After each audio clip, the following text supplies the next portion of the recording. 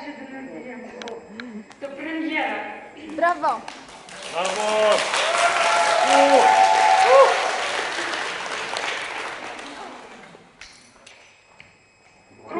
Król, jakiego król?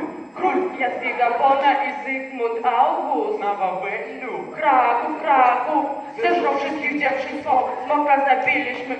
Wyratowaliśmy Miasto! Gratulacje! Kraków, A gdzie on jest na mapie? Kraków. Czy tam mieszkają ptaki? Kraków. Mama powiedziała, że tak wygląda raj. Szczęście, że dzisiaj jest 15 maj.